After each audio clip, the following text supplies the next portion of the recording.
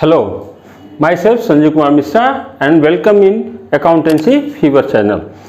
Okay, आज हमारा वही टॉपिक चल रहा था स्टाफिंग, और स्टाफिंग चैप्टर से हमारा जो कंटेंट है वो था सिलेक्शन प्रोसेस, यानी स्टाफिंग का प्रोसेस क्या होता है। स्टाफिंग के प्रोसेस को हम जान रहे थे, जिसमें 10 स्टेप्स आपको बताए गए थे।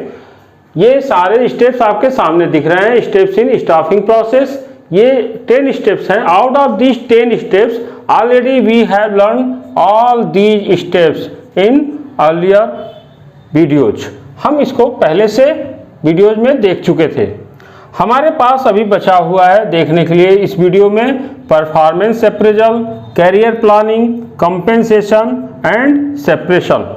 ये हमारे 4 पॉइंट्स अभी हैं, यानी स्टाफिंग के जो प्रोसेस होते हैं उसके 4 पॉइंट्स आज हम इस वीडियो में डिस्कस करने वाले हैं। तो फ्रेंड्स, रेडी फॉर इट।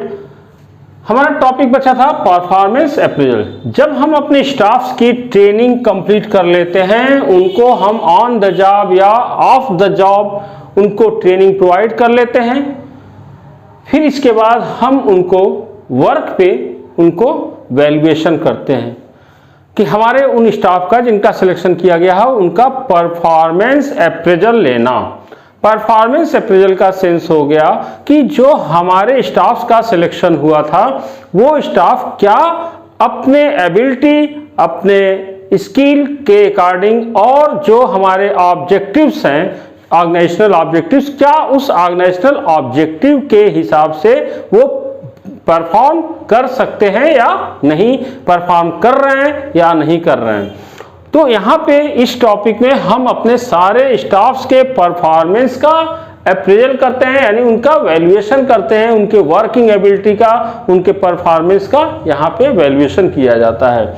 और इसके बाद हमारा अगला स्टेप यहाँ पे आता है career planning and promotion. Career planning and promotion, जब हम उनके परफॉर्मेंस का वैल्यूएशन करते हैं कि कितना सूटेबल है वो हमारे फर्म के लिए और किस जॉब के लिए वो बेटर तरीके से काम कर सकते हैं, परफॉर्म कर सकते हैं, क्या रिस्पॉन्सिबिलिटीज वो कैरी कर पाते हैं, उनके हिसाब से हम उनकी कैरियर प्लानिंग एंड प्रमोशन के बारे में भी एचआरएम का काम है समझना।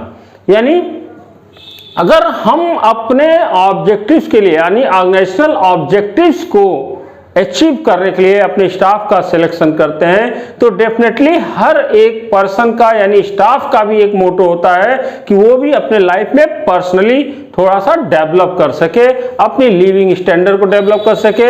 हर एक पर्सन चाहता है कि वो अपने लाइफ में बेटर लेवल तक, बेटर ऊपर से ऊपर स्टेयर तक वो पहुंचते जाए, वो टॉप लेवल तक पहुंचे अपनी लाइफ में।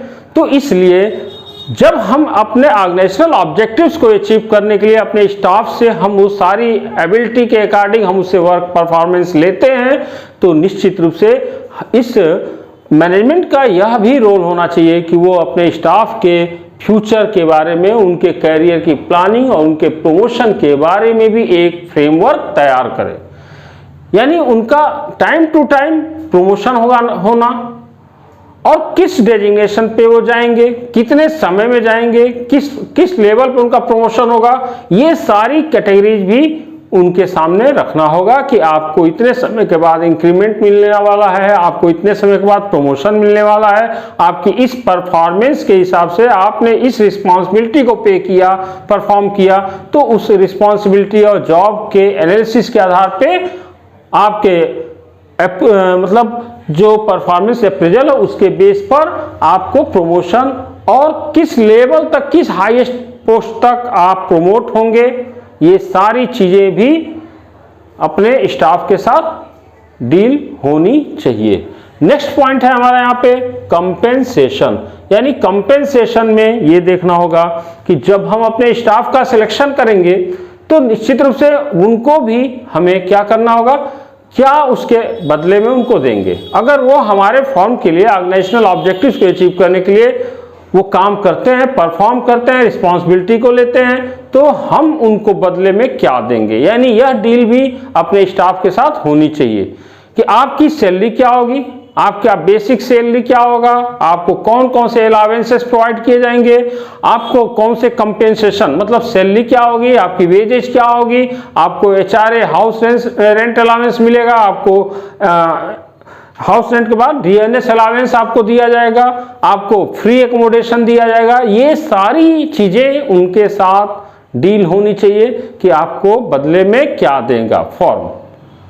अगर स्टाफ ऑर्गेनाइजेशन के लिए काम कर रहा है, परफॉर्म कर रहा है, रिस्पॉन्सिबिलिटी ले रहा है, अपनी जॉब को पे कर रहा है बेहतर तरीके से, तो बदले में उसे क्या मिलेगा, इस जो रिटर्न में हम उसको देंगे उसको क्या बोलते हैं, कंपेंसेशन। फर्म की तरफ से जो उसको रिटर्न मिलेगा, काम के बदले में मिलेगा, उसको हम बोलेंगे यहाँ पे कंपेंसेशन। यानी कंपेंसेशन भी डिसाइड होना चाहिए, just like salary, wages, promotion, ये सारी चीजों का भी स्टाफिंग प्रोसेस में पूरी की पूरी डिटेल होनी चाहिए।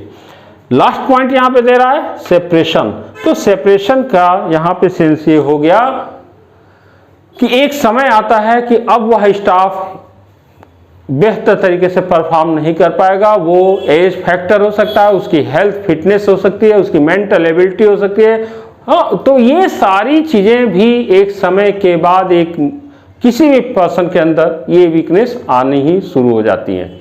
यानी कह सकते हैं यहाँ कि उस स्टाफ के सिलेक्शन के टाइम पे यह भी डिसाइड होना चाहिए कि आप इस फर्म में कब तक के लिए रखे जा रहे हो, कब तक आपकी सर्विस होगी, यानी आपका सर्विस टेन्योर क्या होगा, यानी after 60 years you will be retired from firm. आप 60 साल के बाद फर्म से रिटायर हो जाओगे, या आप मोर देन 70 ईयर्स के एज होने पे आप रिटायर हो जाओगे, या आपकी जो फिजिकल कंडीशन होगी, मेंटल कंडीशन होगी, उसके अकॉर्डिंग आप रिटायर किए जाओगे। यानी सेपरेशन से सेंस यहाँ है कि एक स्टाफ को कब फर्म से अलग होना पड़ेगा। ये शर्तें भी, ये कंडीशंस भी हमें अपने स्टाफ के साथ डील कर लेनी चाहिए, जिससे हमारा स्टाफ को भी ये पता रहे कि मैं यहाँ पे कितने समय तक के लिए अपने परफॉर्मेंस दे सकता हूँ, या कितने समय तक हमारी जॉब सिक्योर है, या कितने समय तक हमारी लाइफ हम इस फर्म के ऊपर सरवाइव कर सकते हैं। तो इसमें सेपरेशन की बात हो रही है, यानी फर्म से कब किन कंडीशंस में आप बाहर होंगे। हो सकता है मेंटल रीजन से, यानी मेंटली आप अब प्रिपेयर नहीं हो काम करने के लिए, आप फिजिकली काम करने के लिए प्रिपेयर नहीं हो, या एज फैक्टर के कारण आप परफॉर्म नहीं कर सकते हो।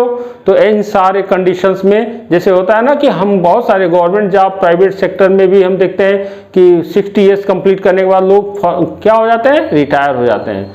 तो रिटायरमेंट के क्या सिस्टम होंगे आपके फर्म में, ये आपको अपने स्टाफ से डिस्कस कर लेना चाहिए। इसी तरह से ये तो रिटायरमेंट हो गया। कई बार क्या होता है, किसी स्टाफ को फर्म से बाहर कर दिया जाता है उसकी इनएक्टिविटी के कारण, अगर वो सही तरीके से परफॉर्म नहीं करता है। तो किस कंडीशन में आप जॉब से इमीडिएटली, अचानक, एक्सीडेंटली आपको बाहर किया जा सकता है, वो कंडीशंस भी हमको बता देना चाहिए। यह HRM का यानी ह्यूमन रिसोर्सेस जो मैनेजमेंट होता है उसका यह काम होना चाहिए कि अपने स्टाफ के साथ इन सारे पॉइंट्स को डिस्कस करना चाहिए।